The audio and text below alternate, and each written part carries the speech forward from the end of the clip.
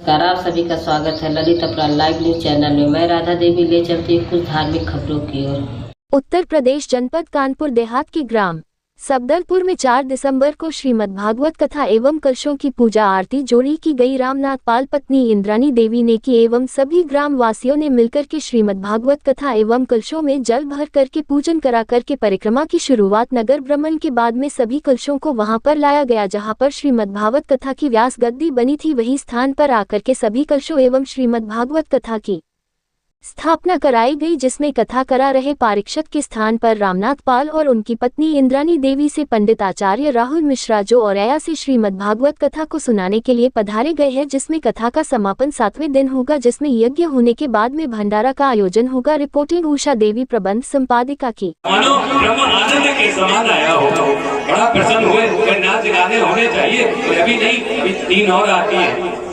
तब तक क्या हुआ, थोड़ी देर बाद खबर आ गई मछली रानी ने बालक को जन्म दे दिया। बड़ा प्रसन्न हुए। अब क्या हुआ, अब नाच गाना वो अभी नहीं होगा, फिर कब होगा, अभी 2 और बाकी है।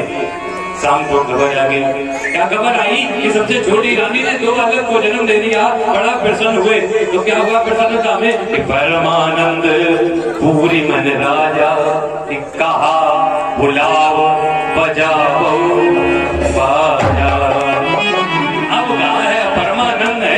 की रसद के घर में 4 लाला आ गए हैं, तो आनंद होना चाहिए, बधाई बढ़नी चाहिए, नाच गाना होना चाहिए।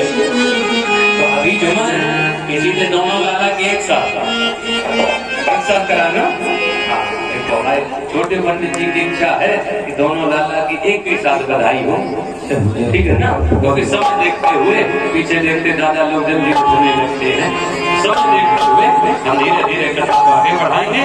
फिर राम जी और कन्हैया जी के जन्म की एक साथ बधाई ज्यादा बढ़िया रहेगा। तो दशरथ जी के यहाँ पर 4 पुत्र जन्म लेते हैं। धीरे धीरे समय आगे बढ़ता है, तो इतना उत्सव मना है कि 1 महीने का दिन हो जाता है। मास दिवस कर दिवस भाव रमन जाने कोई, रथ समेत रवि था निशा कवन विधि होए। 1 महीने का दिन हुआ, 1 महीने तक उत्सव मन रहा। इसके बाद में 4 बालों के नामकरण किए गए हैं। स्वयं वशिष्ठ जी ने आकर के नामकरण किए हैं। जो आनंद सिंधु सुख राशि सीकर रोग सुपासी, सो सुख राम राम हस नामा अखिल लोक दायक विश्रामा। जो आनंद के सिंधु, इनका नाम राम होगा। केकई नंदन का नाम रखा गया। विश्व भर पोषण कर जोई, ताकर नाम भरत अस होई। इनका नाम भरत होगा, विश्व का बड़ा पोषण करेंगे। सुमित्रा नंदन जो 2 पुत्र हैं, उनके नाम रखे गए। पहले नाम शत्रुघ्न जी का रखा गया, जाके सुमिरन तेरे पुनासा। महाराज जी के साथ करीब 10 वर्ष की लमसम हो गए। काफी टाइम हो गया। साथ जुड़े हुए हैं। बड़ा सिद्धांती मुझे लगे। हाँ, वो है। वृंदावन निवास करता हूँ। महाराज जी श्री राम औरैया से हैं। आचार विचार बड़े अच्छे हैं। तो हमने की महाराज जी से जोड़ा जाए। महाराज जी याद करते हैं तो महाराज जी के साथ आ जाते हैं। बहुत अच्छा है, बड़ा आनंद आता है महाराज जी साथ कथा में। और हम कीबोर्ड प्ले करते हैं महाराज जी के साथ में। लेकिन महाराज जी जब कथा कहते हैं तो मैं भी उसमें भाव विभोर हो जाता हूँ। बड़ा आनंद आता है बजाने में। बड़ी अच्छी कथावाचक है। नमस्कार जी, राधे राधे। आप सभी को प्रेम का राधे राधे। हमारा शुभ नाम जैसा कि आप लोगों को ज्ञात है, आचार्य राहुल मिश्रा। हम औरैया जनपद के निवासी हैं और औरैया में ही हमारी विद्या जो अध्ययन हुआ है संस्कृत पाठशाला के द्वारा, आचार्य पद पर अपने विद्या को अध्ययन किया है साहित्य से। और ठाकुर जी की ऐसी अनुकंपा है जिनके द्वारा हम भगवान की इस कथा को गाते हैं, लोगों तक पहुंचाते हैं।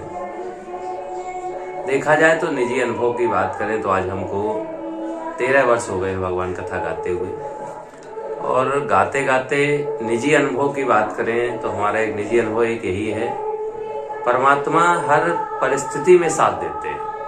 किसी भी परिस्थिति में आप रहें, चाहे आप दुख में हो या सुख में हो, अनुभव करोगे तो परमात्मा आपके साथ अवश्य है। बहुत बार ऐसा हुआ कि हमें निजी अनुभव में ऐसी अनुभूति हुई, बहुत से कष्ट आए जीवन में, जिन कष्ट में किसी ने साथ नहीं दिया। तो जब हमने महसूस किया तो हमें परमात्मा साथ मिला। कभी ऐसी परिस्थिति आई कि किसी कारण से धन का भी अभाव, हर तरह का अभाव रहा, ये हताश नहीं।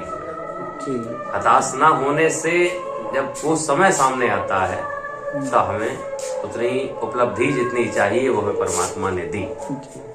लोग विचार कर लेते हैं कि भगवान हमें कम देते हैं या जितना चाहते हैं, इच्छा उनकी है, वो हमारे लिए जितना उचित समझते हैं उतना हमें देते हैं। हमारी इच्छाएं हैं जो कभी खत्म नहीं होती, जिस कारण से हम अपनी इच्छाओं को कारण आगे सोचते रहते और आगे मिले और आगे मिले। तो ऐसा नहीं है, जिसके लिए जो लायक है उतना ही दिया जाता है। एक संदेश आपके माध्यम से जरूर देना चाहेंगे। लोग कहते हैं कि परमात्मा कभी हमको दुख भी देते हैं या परमात्मा सुख देते हैं।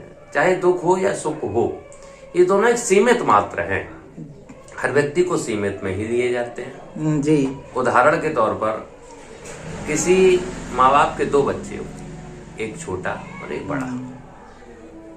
जब बाजार जाते हैं तो अगर पिता साथ में है, उसके पास 2 झोले हैं, 2 झोलों में वजन है। जी पिता अपने विवेक के अनुसार बड़े पुत्र को बड़ा झोला देगा और छोटे पुत्र को छोटा झोला देगा।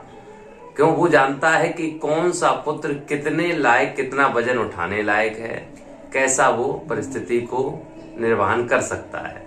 परमात्मा के लिए हम सब संतान हैं, उसी आधार पर वो जानता है कि कितने दुख को उठा सकता है या कितने सुख में ये जी सकता है, तो उतना ही दुख देते हैं, उतना ही सुख देते हैं। ऐसा कुछ नहीं, हमारे कर्म ही हमारे आगे चलते हैं। परमात्मा की कृपा के अनुसार हम अपने कर्मों का निर्वहन करते हुए धर्म के आधार पर चलेंगे तो हमारा सनातन भी बढ़ेगा, हमारा धर्म की ध्वजा बढ़ेगी। और सनातन और धर्म जब हमारा बढ़ेगा तो हमारा उत्थान तय है, और धर्म को अगर लेकर नहीं चलेंगे तो हमारा विनाश भी होना ये तय है। इसलिए संस्कार को अगर संभाल कर चलोगे तो तुम्हारा उत्थान होता रहेगा, संस्कृति बढ़ती रहेगी। और अगर श्रृंगार को ज्यादा महत्वता दोगे, दिखावा को महत्वता दोगे तो संहार तय है। इसलिए जितना हो सके हमारा सबसे निवेदन यही होगा कि जितना हो सके सब लोग दिखावे की तरफ मत जाएं, अपने आप को पहचाने, अपने अंदर परमात्मा को पहचाने, वो अंदर है। यही हमने आज तक अपने निजी जीवन में अनुभव किया है, यही आप लोगों से कहना चाहेंगे। तो बस इसे हम वाणी को विराम देंगे।